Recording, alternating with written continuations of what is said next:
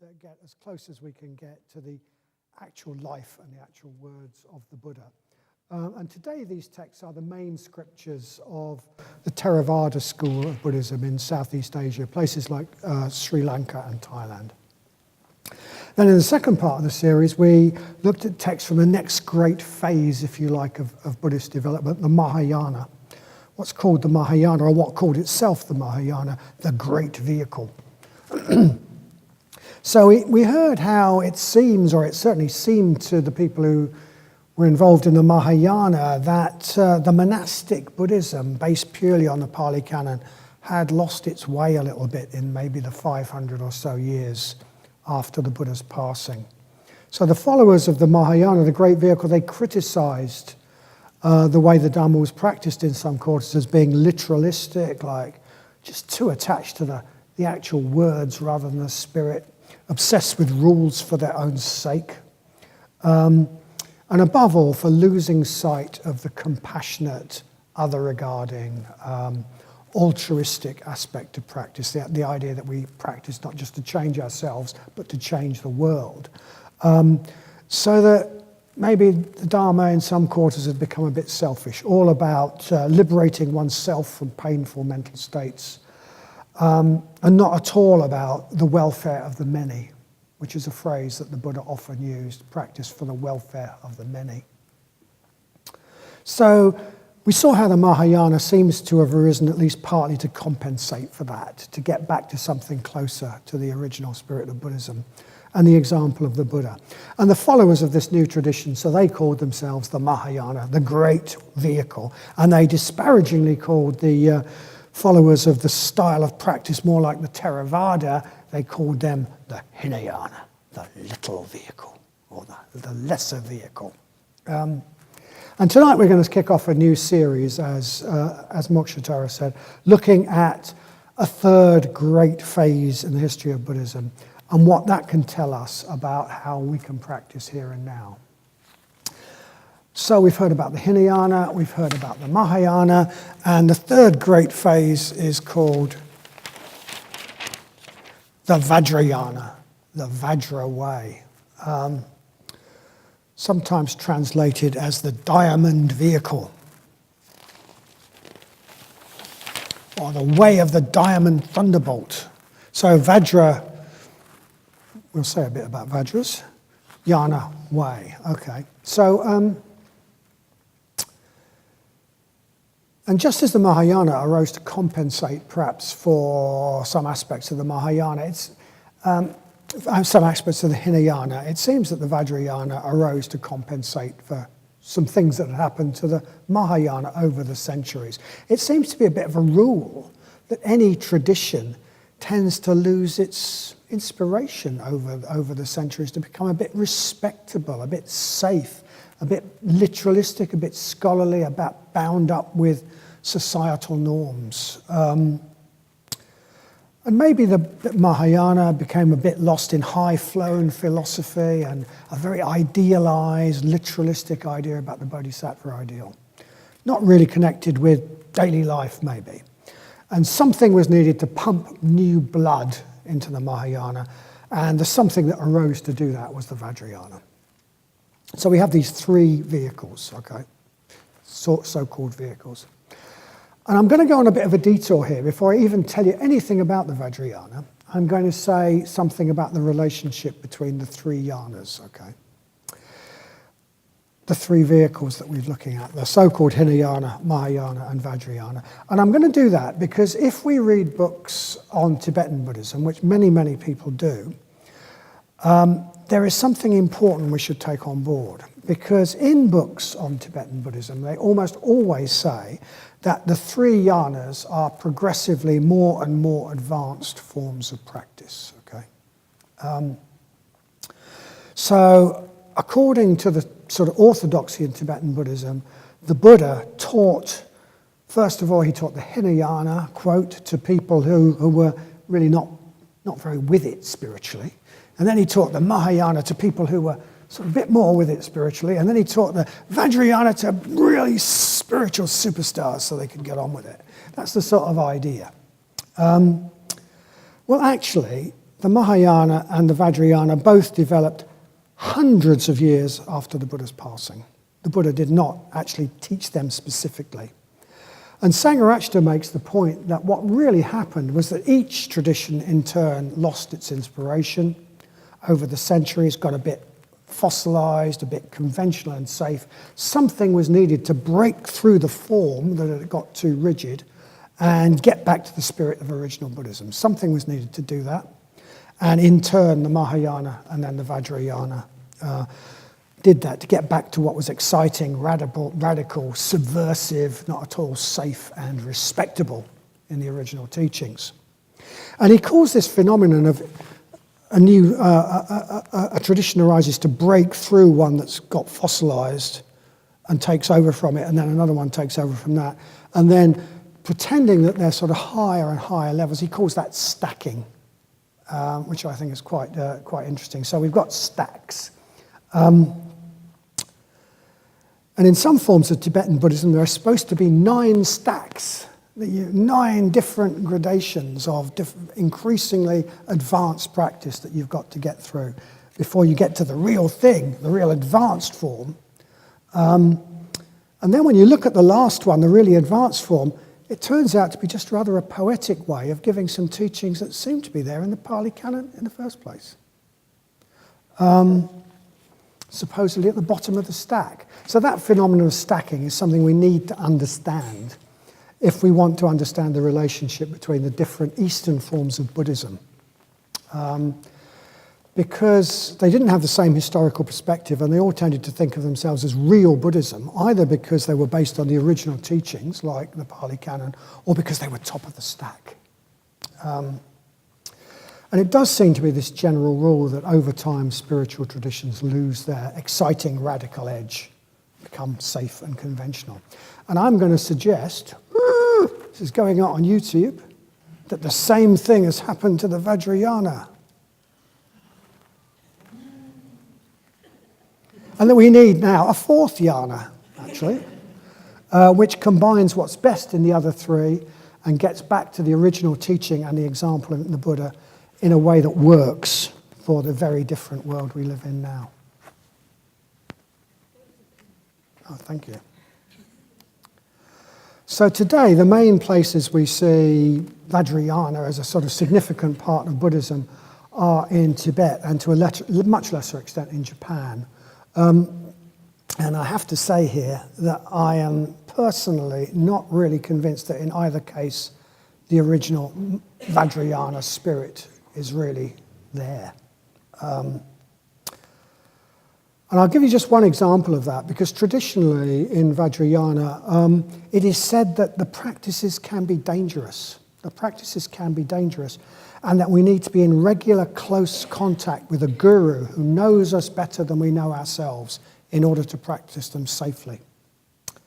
But today, Vajrayana teachers will give initiations to great crowds of people, some of whom have never meditated before, and most of whom they have no contact with and will never see again. And I know at least one person, I know one person quite well, who is personally convinced, and I'm convinced he's right, that he was psychologically and emotionally damaged by doing such practices without proper preparation and without proper guidance. And this isn't to say that there isn't a huge value in the Vajrayana approach to practice, as I'll try to explain in this talk. But what it does mean is that we do need to get back to basics to look at what the Vajrayana approach was trying to achieve, rather than look at the way it's developed 1,500 years after it arose. And then find ways to bring what it was trying to achieve into our practice in a way that's suitable for our circumstances. So that was a bit of a detour, and a very controversial one, which I hope is cut out when we go onto YouTube. Or I'll have people pelting me. Okay, what about the third layer in the stack, the top level of the cake of Buddhism? The Vajrayana, sometimes called Tantric Buddhism. Well, the name tells us something. The name tells us something. So we have the Hinayana, the supposedly lesser vehicle, the Mahayana, the great vehicle, and we have the Vajrayana, the way of the Vajra. With the Hinayana and the Mahayana, we explored them through texts. But we can't do that with the Vajrayana, because the Vajrayana, in a way, is trying to get away from words and concepts to reality. There are hardly any texts, and the texts they are so obscure that we can't understand them. The Vajrayana is not about abstract ideas and words, it's more about concrete life. So instead of exploring it through words and texts, we'll explore it through symbols and images, mainly. And the first symbol we should look at is the symbol that gives it its name, which is the Vajra. What on earth is a Vajra? So those of you who have been around for a time are probably thinking, oh, I know what a Vajra is. But, I mean, when we come along, we've never heard of a Vajra, have we? What's a Vajra? I mean, not if we're English anyway, or British or European. What on earth is a Vajra? Well, that's a sort of Vajra. It's great, actually. I really want to throw it at somebody. Somebody you really don't like. This sort of Vajra is a symbol, and it's a symbol for a mythical object. And that mythical object started life out as a weapon. It started life out in life as a weapon of the gods, the weapon of the gods. A weapon which a god throws, destroys anything, knocks anything out of its path, breaks any obstacle. In our own pre-Christian pagan tradition, we have the god Thor, who threw thunderbolts at those he didn't like. And I think that the thunderbolts that Thor threw, that's quite difficult to say.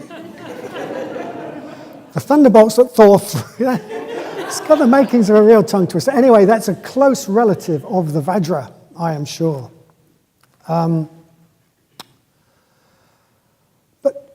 A Vajra is not just any old thunderbolt, it is a diamond thunderbolt. It is usually, the name is usually translated, Vajra is usually translated when applied to this as diamond thunderbolt. So the Vajra has the qualities of a thunderbolt and it has the qualities of the diamond.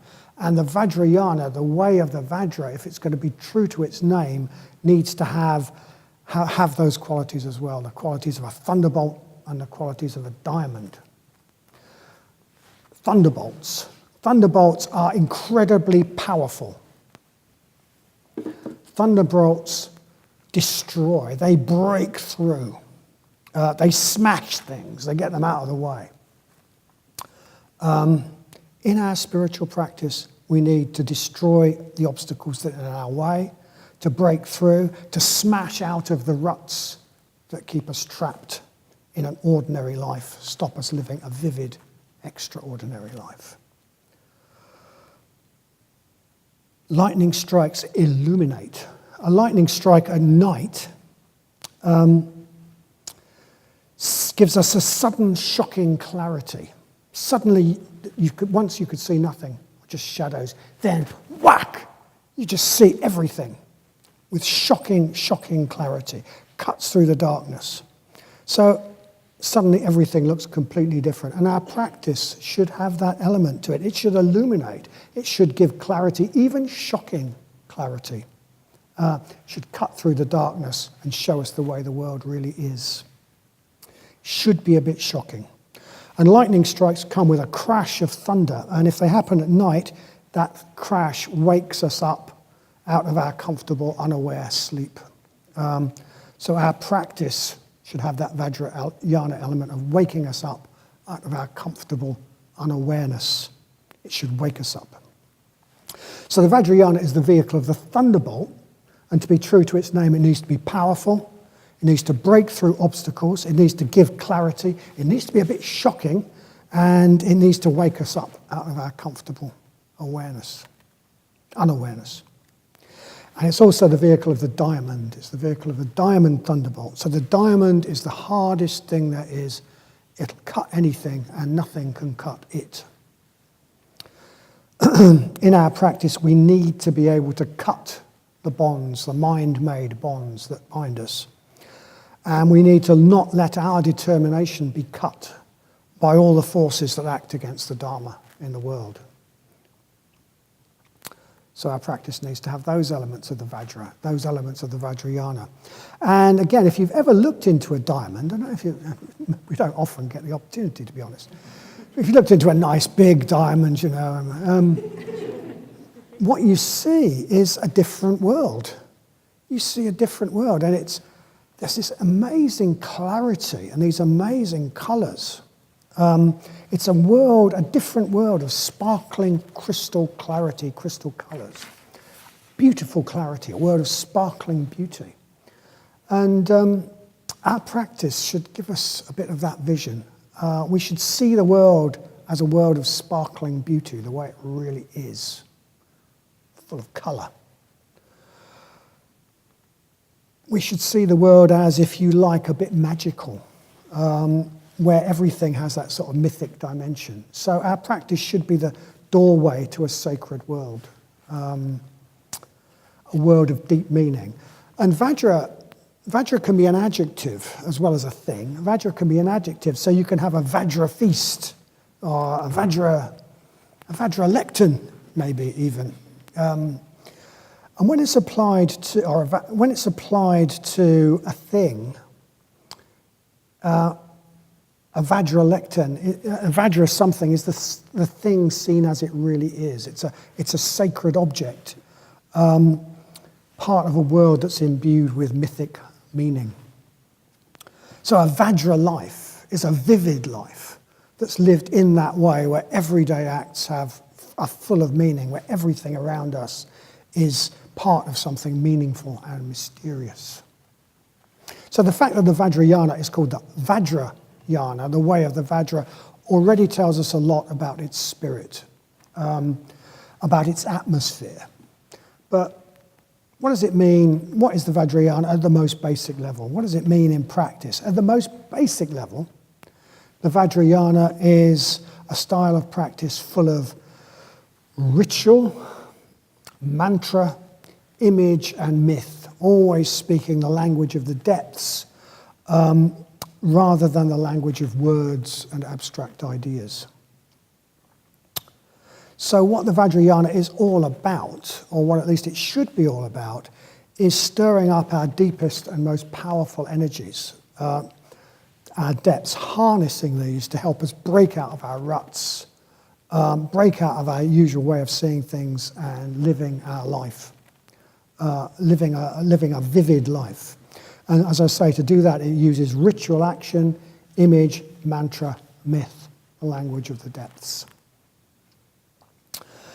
And both the so-called Hinayana and the Mahayana, their strongholds were in the monasteries and the great universities like Nalanda. But Vajrayana developed outside the monasteries,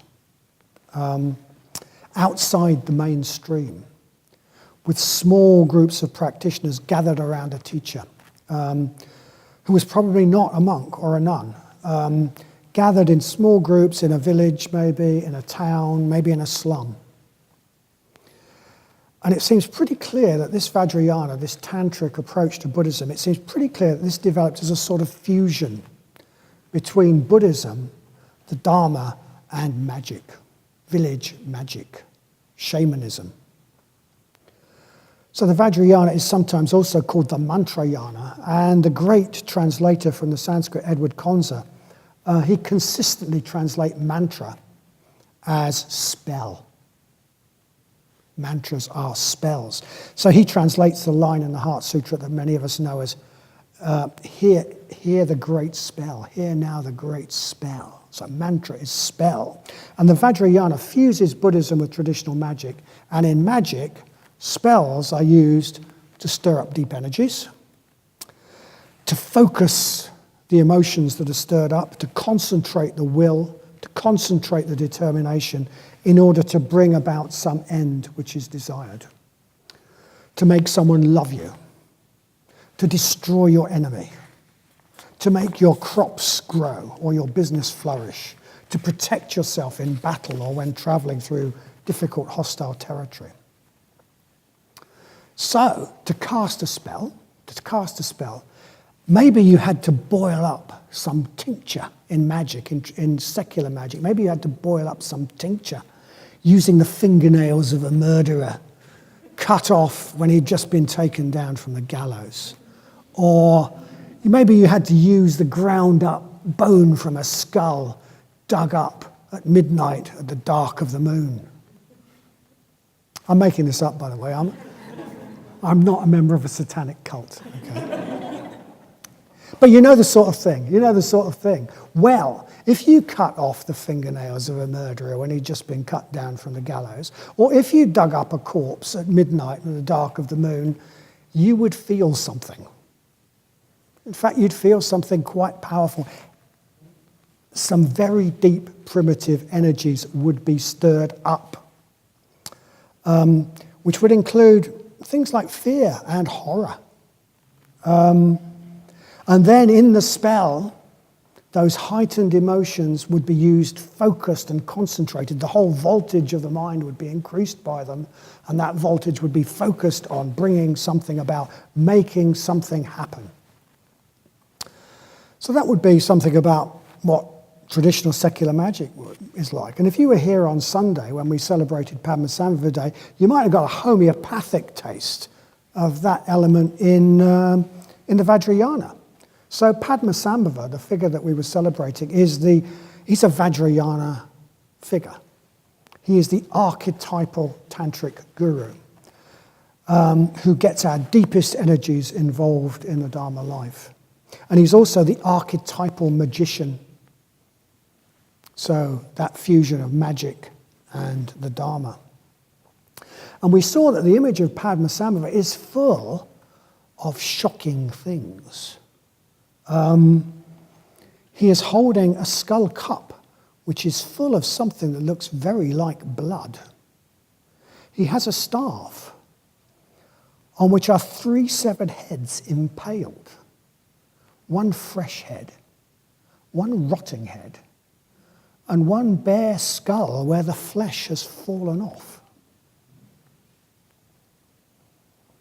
Tantric scholars, I think that's a contradiction in terms, incidentally, but Tantric scholars invent all sorts of sanitized meanings for these things. Oh, they mean the 3 so-and-sos, or the this and the that. But the real meaning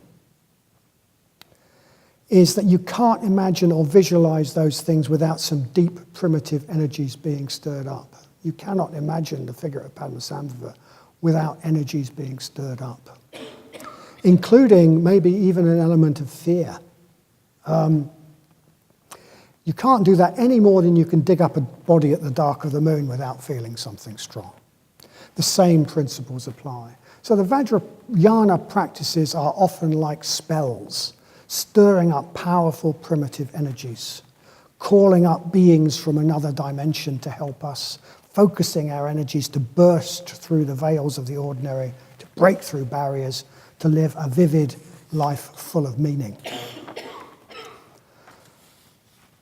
Okay, magic. Not very popular magic, is it? I mean, the trouble with magic, it's a bit sort of disused, really. The trouble with magic, the trouble with performing spells that raise deep primordial energies focused at desire and determination, well, it's easy to see that that can have a powerful effect on our states of mind. Of course that's going to have a powerful effect on our states of mind, our emotions, our volition, our thinking. So it's easy to see that doing magic, spells, will affect our states of mind. The trouble is that for many of the things that people traditionally use magic for, our state of mind is completely irrelevant. Our state of mind probably can't affect whether it rains or not. Our state of mind probably cannot affect whether a hailstorm destroys our crops. Our state of mind probably cannot make us win the lottery.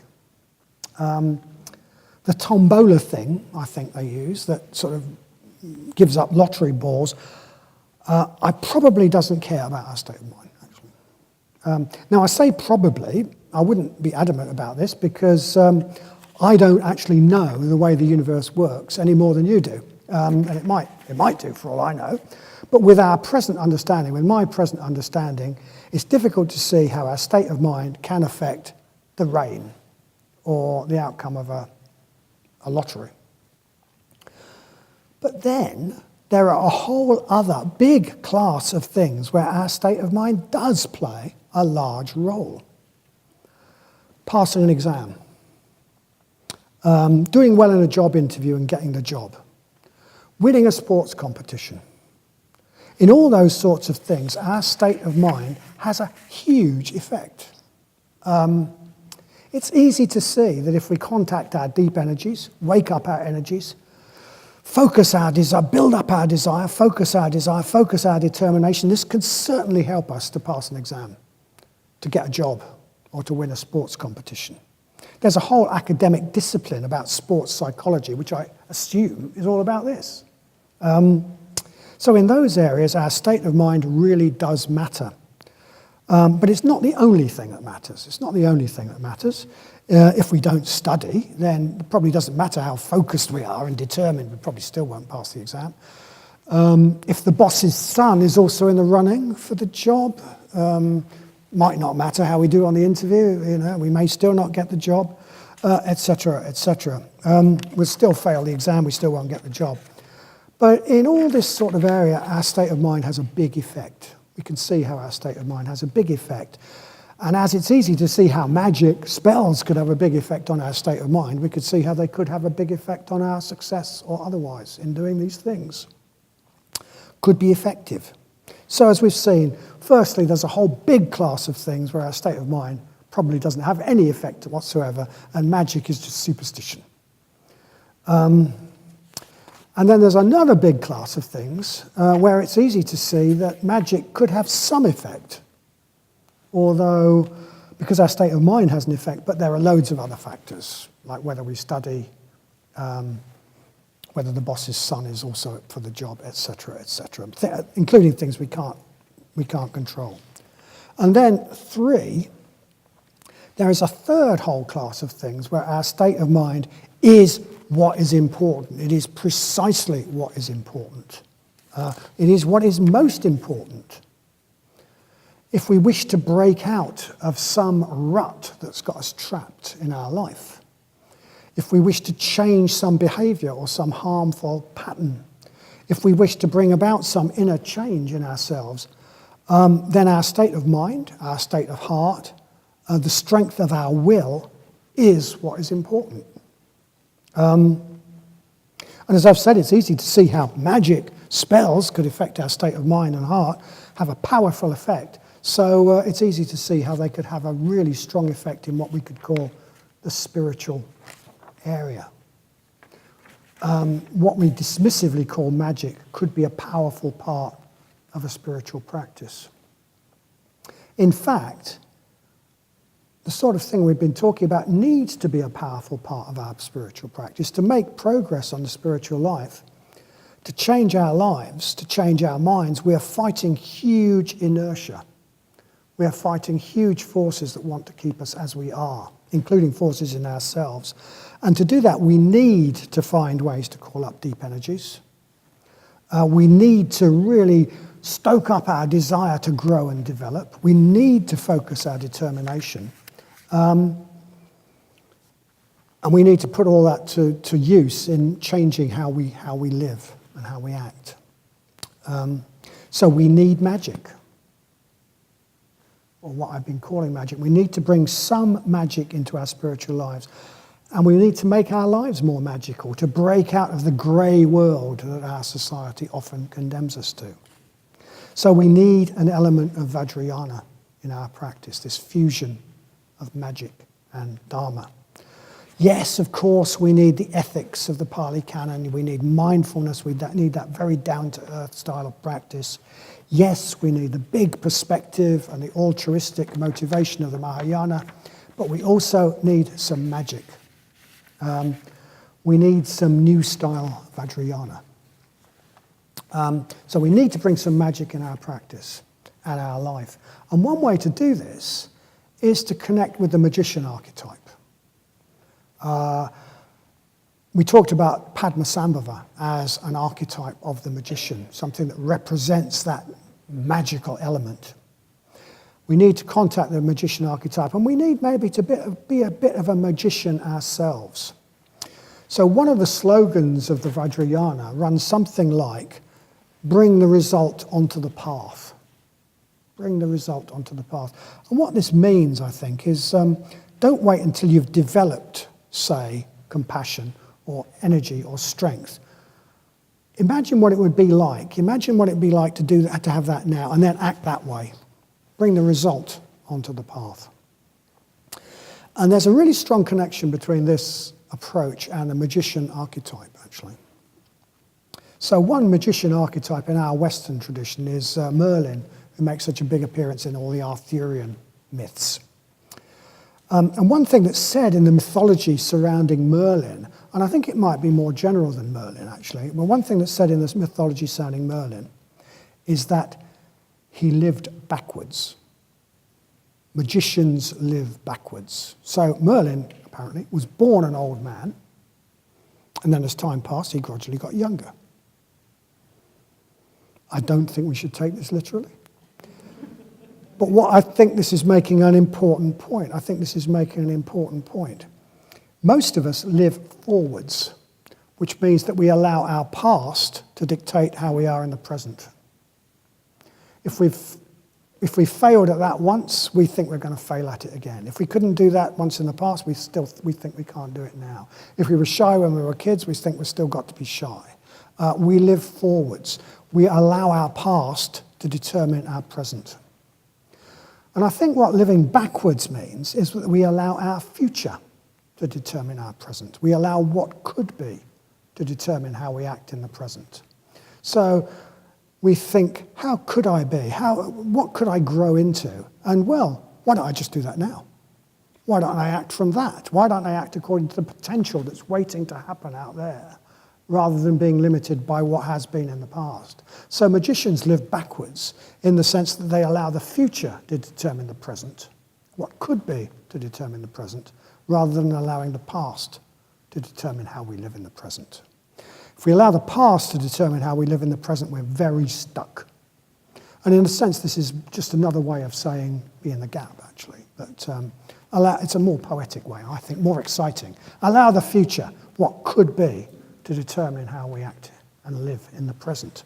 So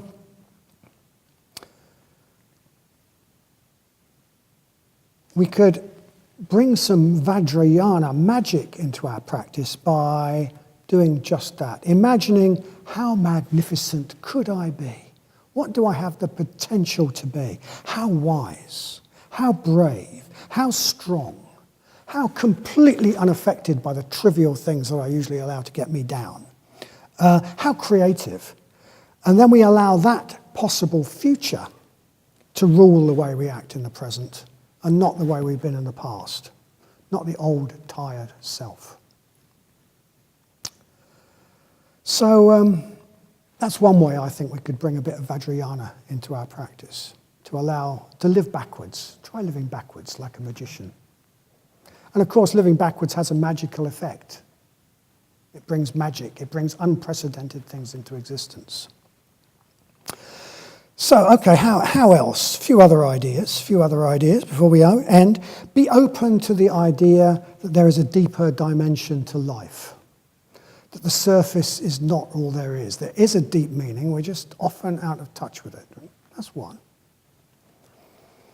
A second one I would suggest to be more Vajrayana in our practice is to take on challenges. Relish challenges. Vajrayana is about living a vivid life, and seeking safety makes life very unvivid, very boring, dull. Taking on challenges stirs up energies, and it brings resources, and it gives us resources we didn't even know we have. We suddenly discover resources we didn't even know we have when we take on challenges. And a Buddhist life, there's a real danger in a Buddhist life that we see it as I've got to protect my mental state, so I do as little as possible, and I don't do anything that might stress me, because I'd be in negative mental states. And I spend all my time sitting around. Well, that's not very Vajrayana, actually. That's not very Vajrayana at all. So take on challenges. Challenging one, spend more time offline, away from the prison of ideas that human beings have created to trap themselves in. Meditate. You might have noticed that you meditate and you did the mindfulness of breathing. And somebody said to me the other day, the first time they did the mindfulness of breathing, they went out, did it at school actually, it was an ordinary, he said he did it at school, and he went out and he thought, oh, they've changed the playground. The playground's all different. Because it just looked completely different. And being a slightly naive youth, he thought they'd changed the playground or painted all the trees more vividly or something. But the world is more vivid when we meditate. We're more in touch with our depths. And then the good old metta bhavana is a spell. The metta bhavana is a spell. You focus our will. May I be happy. May I be well. May I progress. Focusing the will. May they be happy. We're focusing our will. It's a spell. Use mantra. Use mantra. You've come across mantra. Use it in your meditation. Chant some mantras. Chant some mantra before meditation. Explore the figures and explore their mantras and use those in our practice. And finally, get out into nature. Get out into nature. And related to that, spend time alone. If you spend time outside of town alone at night, you will get a real sense of the mysterious, magical nature of reality, which the streetlights and the concrete completely hide, and the chatter from other people completely hides. So spend time, make a point of spending some time alone in nature, especially at night. And some strong energies might be stirred up, actually. You could try doing it in a graveyard, but you don't have to do that. It could just be the Peak District. So, yes. And to end, I've said that Vajrayana practices are like spells. They stir up deep energies. They focus them to achieve what we want to achieve.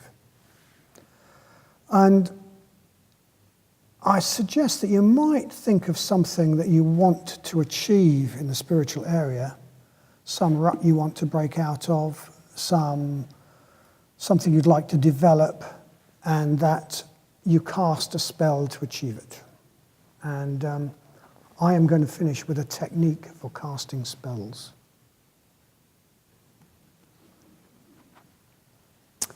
So this technique, actually, some of you might have come across this technique. It's called the 5 forces. It's called the 5 forces. And it's not strictly Vajrayana, but it comes from a tradition called the mind training tradition, which is said to span the Mahayana and the Vajrayana. It sort of takes us from the Mahayana into the Vajrayana. So it's a really good place to start our series on the Vajrayana, because it's sort of moving into the Vajrayana. And it's got all the 5 forces have got all of the sort of elements of a good spell, I think. No skulls, but never mind. Okay, the 5 forces. The 5 forces are a recipe for how to bring something about, how to make some resolution that you've made actually happen, how to cast a spell to make it happen. So the 5 forces are, first of all, the force of motivation. To make something happen, we've got to really want it to happen, okay? When we really want something to happen, it tends to happen. We tend to bring it about. So the first step in focusing our energies to get something to happen, to change that habit, to develop this quality, to do this, to get the courage to do that, the first spell is to get to really want it. And that means think how good it would be. And I mean, think how good it would be maybe in meditation. Just think, oh yeah, it'd be quite nice.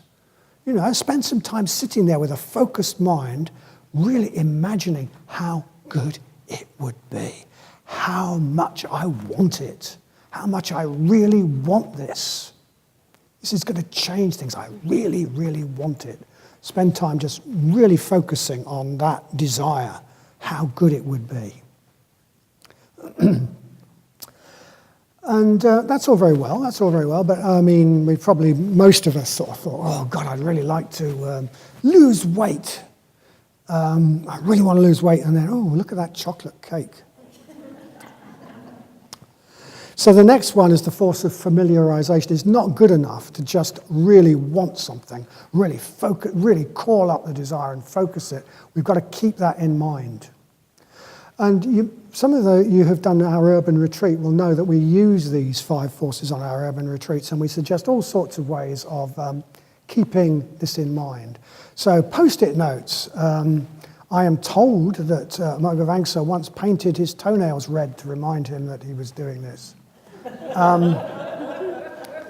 Wear something different. Wear your magic ring or your really heavy Vajra around your neck or something, I don't know.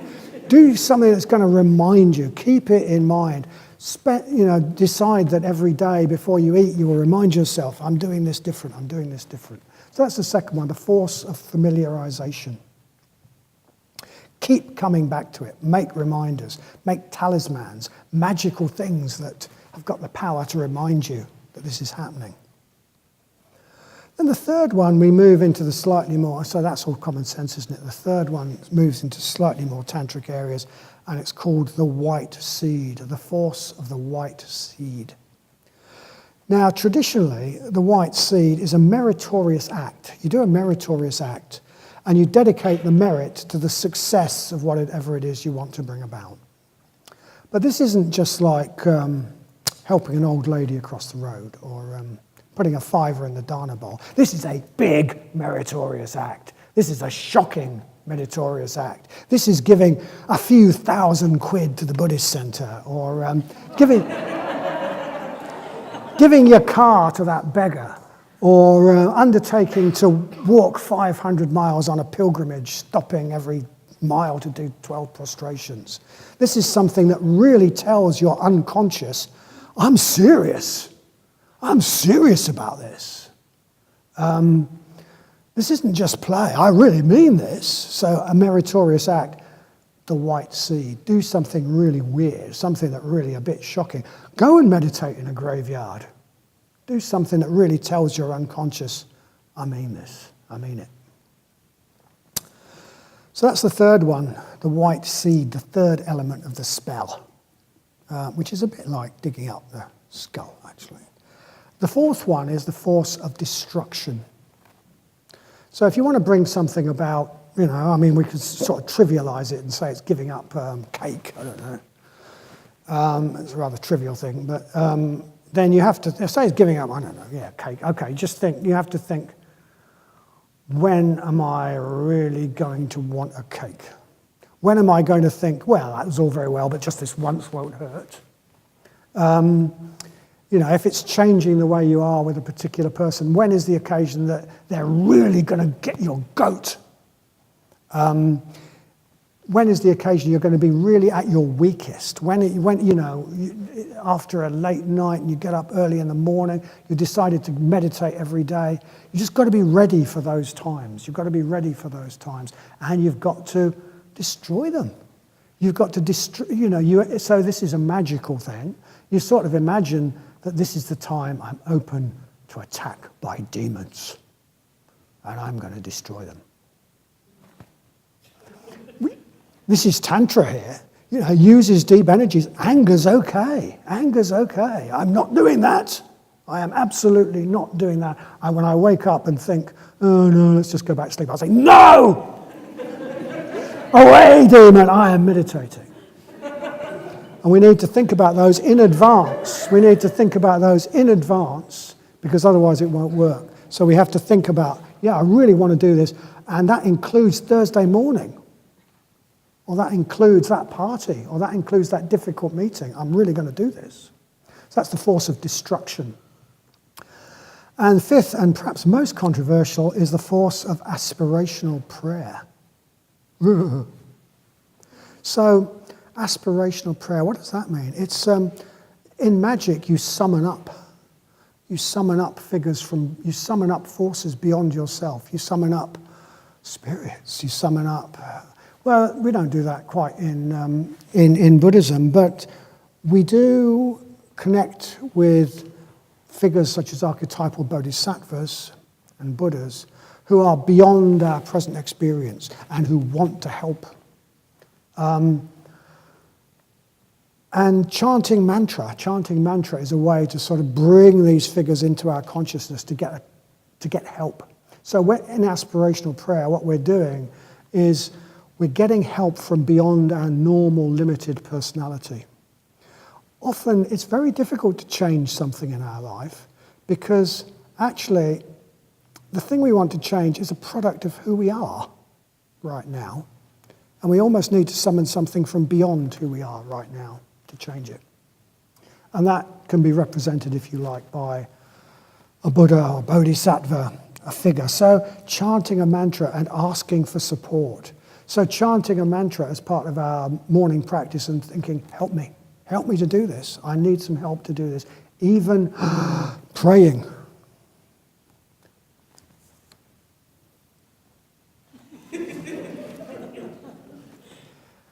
In some forms of Buddhism, praying is quite a strong thing. I mean, because we come from often a Christian tradition, we think, oh no, they don't do prayer in Buddhism.